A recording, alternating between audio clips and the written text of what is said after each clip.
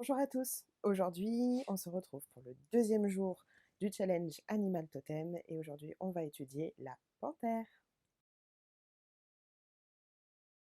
Alors déjà on va commencer par regarder un petit peu les éléments qui sont liés à cet animal. Donc il y a l'eau, donc quand on parle de l'eau, là pour le coup on parle vraiment des eaux profondes, des eaux obscures, des eaux cachées. Donc vraiment, voilà, cette intériorité hein, à laquelle l'eau est reliée. Donc là, on va vraiment très en profondeur à l'intérieur de ça. Bien évidemment, l'eau est toujours hein, le représentant du féminin et aussi de la sensualité et aussi de la passion. Donc la sensualité et la passion qui sont deux pouvoirs aussi du féminin. Donc on peut déjà comprendre que la panthère est vraiment reliée euh, à la féminité et à l'élégance et à la grâce et à la beauté. On va voir aussi que finalement elle symbolise la férocité.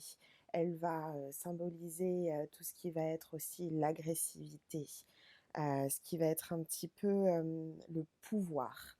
Alors, par contre, là, on va parler de toute cette férocité, cette agressivité, mais sans parler de tout ce qui va être solaire et donc de cet élément feu qui fait jaillir cette agressivité. Là, ça va être la lune qui va accompagner cet animal. Cet animal est vraiment relié à la nuit, à l'obscurité, à la lune, et pas n'importe laquelle, à la nouvelle lune, donc à la lune noire. En représentant donc la lune noire et cette couleur de la féminité, en fait, elle vient vraiment incarner, symboliser tous les archétypes du féminin. La panthère est vraiment la plus grande représentante des archétypes féminins. Donc on va trouver la mère, la jeune fille, l'enfant, la vieille sage, la séductrice. On va retrouver tous les archétypes du féminin. Donc si vous avez envie de travailler avec les archétypes du féminin, sachez que vous pouvez faire appel à elle. Donc, la couleur noire, c'est vraiment une couleur qui est importante quand on parle de la panthère et notamment de la panthère noire. Donc le noir, c'est vraiment une couleur qui est très mystique, qui va représenter les ténèbres, qui va représenter la vie, l'inconnu dans la nuit. Et ça va aussi représenter la mort, ça va représenter le côté obscur de la force. Donc là, la panthère, en fait, en nous apportant tous ces éléments-là, finalement, elle vient nous faire travailler sur nos peurs, elle vient nous faire travailler sur nos angoisses, elle vient nous faire travailler sur le potentiel aussi de guérison qu'on peut trouver dans l'inconnu et dans tout ce qu'il y a de profond et de sombre. D'aller chercher, sa médecine, c'est vraiment d'aller chercher, d'aller explorer l'inconnu, d'aller explorer son côté sombre, ses travers, ses peurs, et donc elle nous donne le courage et la bravoure de pouvoir le faire. Mais tout ça est mis en place pourquoi? Pour pouvoir revendiquer en fait son vrai potentiel, son vrai pouvoir, de pouvoir finalement mettre en lumière et exprimer ses désirs, exprimer ce qu'il y a au plus profond de soi. Donc arrêter d'en avoir peur pour finalement pouvoir l'exprimer et être dans la vérité, dans son véritable soi et dans son véritable potentiel. Maintenant, on va parler du côté mythologique de la panthère. Donc, c'est un des animaux, je pense, qui est vraiment très ancien, qui est vraiment un petit peu partout dans le monde, qui est admiré et honoré de façon très régulière dans toutes les Premières Nations. Donc il y a beaucoup de mythes hein, qui sont donc autour de la panthère. Donc par exemple pour les Mayas, c'était vraiment pour eux un animal de pouvoir très intéressant. Et même arriver à des rituels où on pouvait transformer l'homme en panthère était vraiment le rituel ultime de l'épanouissement, de l'éveil spirituel. Voilà, on incarnait cet animal de pouvoir extraordinaire et donc on allait au-delà de tout ce qu'on pouvait espérer.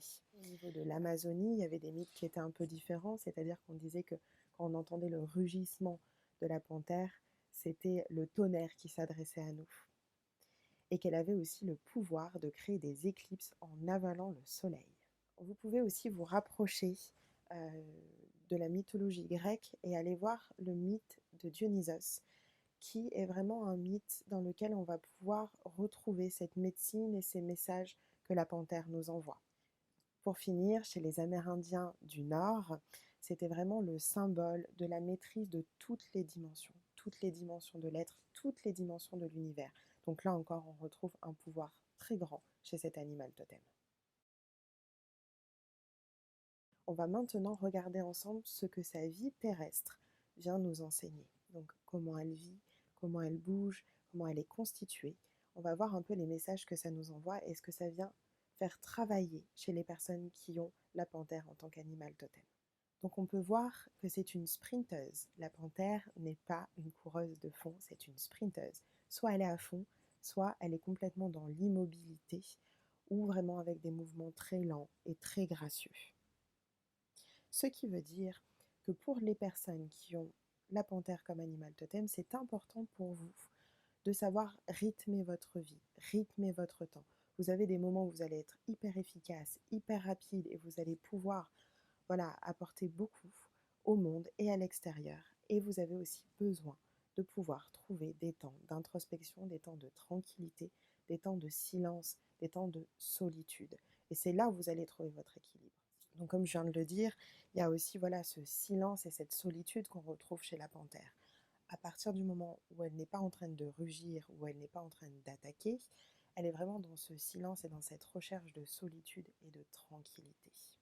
Elle n'ira jamais dans des endroits où il y a beaucoup d'animation, où il y a plein de choses qui se passent. Elle va rester cachée, elle va rester en retrait. Elle va rester finalement comme une vieille sage au loin, en train de regarder, de contempler ce qui est en train de se passer. Si ça l'intéresse, elle ira. Si ça ne l'intéresse pas, elle reste vraiment avec elle-même. Donc finalement, les endroits où vous allez être le plus puissant, et là vous pouvez trouver la plus grande puissance à l'intérieur de vous, c'est dans cette solitude et dans ce silence. Qu'elle a 500 muscles qui peuvent être vraiment mobilisés à sa volonté, quand elle le veut, quand elle en a besoin. Donc c'est quand même un nombre de muscles assez important, c'est aussi sa volonté. Donc ce qui veut dire que les personnes panthères, entre guillemets, vont avoir cette habilité à pouvoir faire plusieurs choses en même temps, à être multitâches. Donc vous êtes efficace parce qu'aussi vous arrivez à faire plein de choses en même temps et c'est votre volonté et c'est votre confiance qui va pouvoir vous apporter aussi cette médecine assez incroyable. On voit aussi qu'elle a une vision qui est binoculaire et cette ouïe qui est extrêmement développée. Ce qui veut dire que les personnes panthères, toujours entre guillemets, ont vraiment souvent ce don et cette capacité de clairvoyance et de clairaudience. Cette clairvoyance et cette clairaudience, elle doit vraiment être mise à la disposition de la vérité. C'est-à-dire que vous allez vous servir de ces dons pour pouvoir faire jaillir des profondeurs la vérité. Donc pareil, si vous êtes thérapeute ou que vous accompagnez des personnes, vous avez une responsabilité de pouvoir faire sortir la vérité chez eux. On voit aussi que la panthère, quand elle bouge, elle est parfois vraiment sur des branches très fines, où elle va marcher sur des endroits qui sont vraiment très réduits, parce qu'elle a un équilibre incroyable. Donc elle appelle vraiment à cet équilibre. Et là, cette fois, on va parler d'un équilibre émotionnel. La panthère est très sensible. Elle sent tout avec son corps, elle voit tout, elle écoute tout. Elle a une peau qui est un pelage qui est extrêmement sensible. Donc ça veut dire aussi que vous avez un toucher, une sensibilité corporelle qui est très accrue. Et donc quand on parle de cet équilibre émotionnel, ça veut dire que les personnes qui sont panthères vont être soit dans ce rejet des émotions, soit dans cette hypersensibilité.